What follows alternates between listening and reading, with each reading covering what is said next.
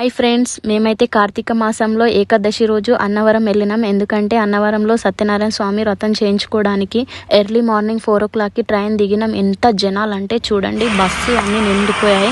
ఇదైతే సత్రం అండి. సో అక్కడ రెడీ అయిపోయి ఆటోలోనైతే ఎక్కి స్టార్ట్ అయినాము. ఇది సత్యనారాయణ స్వామి టెంపుల్కి వెళ్ళే రూట్ అన్నమాట.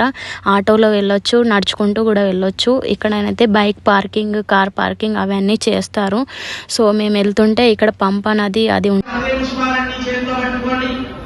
10 పుష్పాలు మాత్రమే అన్ని చేతిలో పట్టుకోవాలి. ఎవరి స్థానంలో వారు లేచి నిలబడండి. వయసులో పెద్దవారు అందరూ కూడా 2 చేతులు పైకి జోడించి ఏకకంఠంతో గోవిందనామని చెప్పాలి. అందరూ చెప్పండి గోవిందా. మన సత్యనారాయణ స్వామి వ్రతం అయితే కంప్లీట్ అయిపోయింది. అయిపోయినాక దర్శనానికని లైన్లో నిల్చున్నాము. అసలు ఆ రోజు ఏకాదశి, కార్తీక మాసం ఎంత జనాలు ఉన్నారంటే చూడండి. అసలు మాకైతే ఇంకా ఫుల్గా ఆకలి అయిపోయింది. దర్శనం అయిన వెంటనే అక్కడ పులిహోర పెట్టారు. అది తినేసిన తర్వాత ఈవినింగ్ అయితే ఫుల్ ఆకలి అవుతుందని సాయంత్రం వేడివేడిగా దోశ తిన్నాము. టేస్ట్ అయితే చాలా బాగుంది. తర్వాత విజయవాడకైతే వచ్చేసాం. చూడండి ఫ్రెండ్స్, విజయవాడ కనకదుర్గమ్మ టెంపుల్ దర్శనం.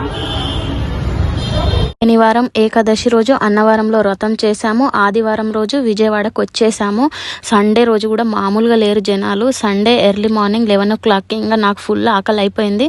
సో మొత్తానికైతే దోశ తినేసా. ఇక్కడనైతే కేశఖండన చేస్తారు. ఎవరైనా పుట్టెంటుకలు తీసేవాళ్ళు, ఎవరైనా మొక్కుకున్న వాళ్ళు తీసేసుకొని మన కృష్ణా నదిలో స్నానాలు ఆచరించి చక్కగా అసలు ఎంతమంది అంటే నాకైతే హైలైట్ అనిపించింది. ఆ విజయవాడలో టెంపుల్ అయితే చూడండి, అందరూ స్నానాలు చేసుకొని మంచిగా, నేను కూడా చేశాను, కనిపిస్తున్నాను అనుకుంటా అక్కడక్కడ.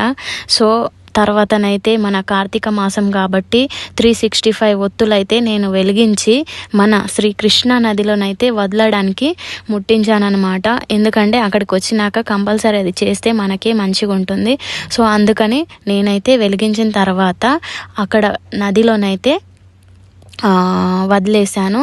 తర్వాత మనము అమ్మవారి దగ్గరికి వెళ్ళడానికైతే నేను పూజ సామాన్ అయితే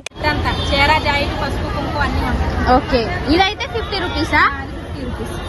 365.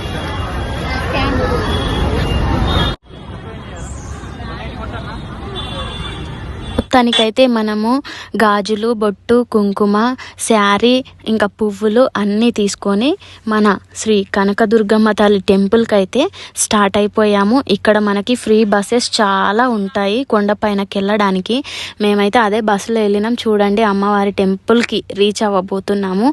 ఇంకా కాలినడకన కూడా వెళ్ళే వాళ్ళు వెళ్ళొచ్చు.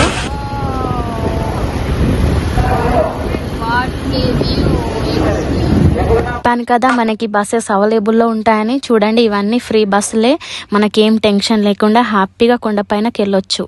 దుర్గమ్మ కొండపైన నుంచి చూస్తే విజయవాడ మొత్తం కనిపిస్తుంది. అలాగే మన కృష్ణా నది కూడా కనిపిస్తుంది. సో మా దర్శనం అయితే అయిపోయింది. అయినాక మేము సాయంత్రం ట్రైన్కి అయితే ఇంటికి వచ్చేసాం. ఫైనల్గా అన్నవరంలోనైతే మంచిగా దర్శనం కూడా అయిపోయింది, మన రథం కూడా అయిపోయింది. తర్వాత బయటకు వచ్చి చిన్నగా షాపింగ్ అయితే చేసుకున్నాను. గాజులు, బొట్టు, ఇంకా ఫోటో అవన్నీ మనం ఎప్పుడు ఎక్కడికి వెళ్ళినా సరే తప్పకుండా తీసుకోవాలి. ఎందుకంటే అది మన ఆనవాయితీ కాబట్టి నేనైతే అన్నపూర్ణ దేవి యొక్క విగ్రహం కూడా తీసుకున్నాను. ఈ వీడియో కనుక మీకు నచ్చితే